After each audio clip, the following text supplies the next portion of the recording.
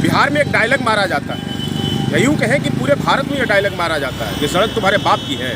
तो भाई साहब, कोई भी सड़क किसी के बाप की नहीं होती, हम सबके बाप की होती है। ये अलग बात है कि बहुत सारे लोग समझ लेते हैं कि यह सड़क उन्हीं की बाप की है। और आप देखेंगे कि सड़कों के किनारे, ये मैं सिर्फ आरयू की बात नहीं कर रहा, आरयू की सड़क की ग्रामीण सड़कों की बात नहीं कर रहा हूँ। स्टेट हाईवे के किनारे किलोमीटर तक, कई किलोमीटर तक किनारे किनारे आप देखेंगे कि बालू का व्यापार हो रहा है, गिट्टी का व्यापार हो रहा है, नमक की बोरियां रखी हुई हैं। इसके कारण से जो अतिक्रमण है इतने बड़े पैमाने पर है कि अब यह अतिक्रमण जो है लोगों का जान ले रहा है।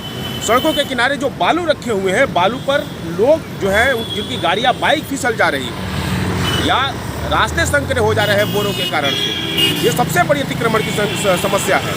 और कहते हैं ना लोग बिहार में कुछ नहीं हो सकता, तो बिहार में कुछ इसलिए नहीं हो सकता है कि बिहार में लोगों का जो माइंड सेट है वो ऐसा ही है। वो सड़क को अपने बाप का समझ लेते हैं और सड़क के किनारे अतिक्रमण करते हैं।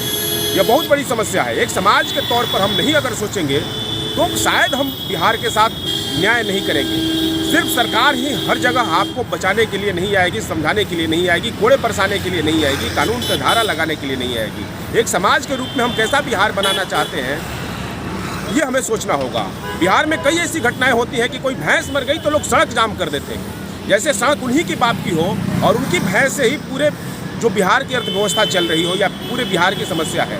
भाई साहब, भैंस मर गई, उसका कोई मुआवजा का प्रावधान है तो संबंधित अधिकारी के यहाँ जाइए।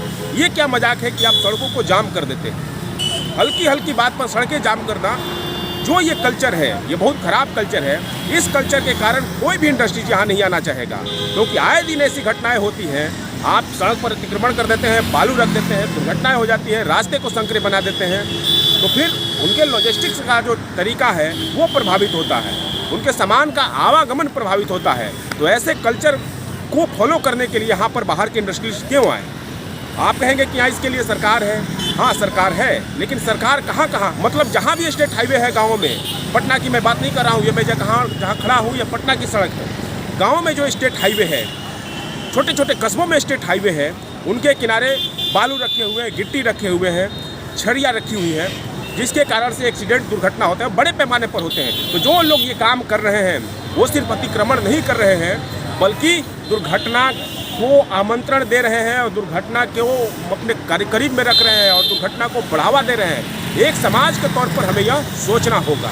आप जागरूक रहिए और इन सब लोगों को, जो ऐसे लोग करते हैं, जो जैसा काम करते हैं, उनका सामाजिक बहिष्कार करिए। ज़रूरत इस बात की है कि ऐसी कृत्य करने वाले लोगों का सामाजिक बहिष्कार हो। उनका जब तक सामाजिक रूप से बहिष्कार नहीं करेंगे, व्यावसायिक रूप से जब तक आप उनका बहिष्कार नहीं करेंगे, ऐसे व्यवसायियों का, बालू सीमेंट छड़ी वाले जो ऐसे व्यवसायी हैं, तब तक हमारी सड़कें सुरक्षित नहीं होगी। हाँ, सरकार के पास भी उपाय है। एक एसडीओ को पावर है कि सीआरपीसी की धारा 133 के तहत ऐसे अतिक्रमणकारी लोगों पर कार्रवाई कर सके, उनके सामान की जब्ती कर सके। लेकिन उससे ज़्यादा जरूरी है कि हम समाज के लोग एक सजग नागरिक बने और ऐसे लोगों की पहचान करें और ऐसे लोगों का बहिष्कार भी करें।